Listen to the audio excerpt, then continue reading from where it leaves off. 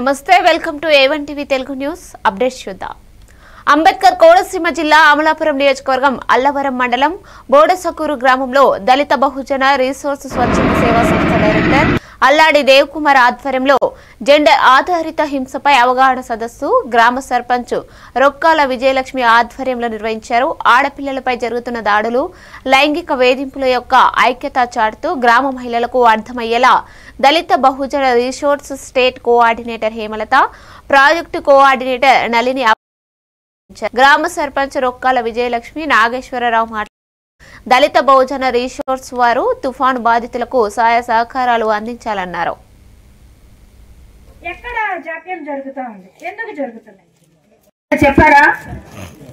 ఎందుకంటే మనందరం కూడా ఒక పితృప్రధాన వ్యవస్థ అనే ఒక సొసైటీలో మనం నివసిస్తున్నాం. అంటే పితృప్రధాన వ్యవస్థ అంటే ఇంటికి యజమాని పురుషుడు, తండ్రి, భర్త, వీళ్ళ గురించే చెప్తారు.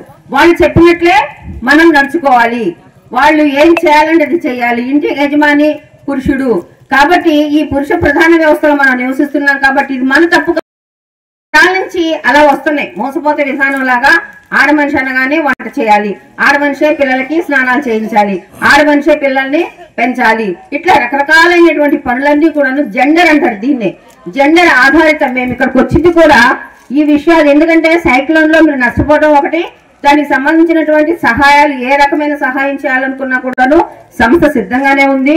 తర్వాత మేము ఇలాంటి కొన్ని విషయాలు కూడా మీకు తెలియచేయాలి. జెండర్ ఆధారిత హింస ఇప్పటికీ అనుభవిస్తున్నాం మనం. ఎన్ని రకాలుగా పనిచేసినప్పటికి కూడాను. ఫర్ ఎగ్జాంపుల్ నేను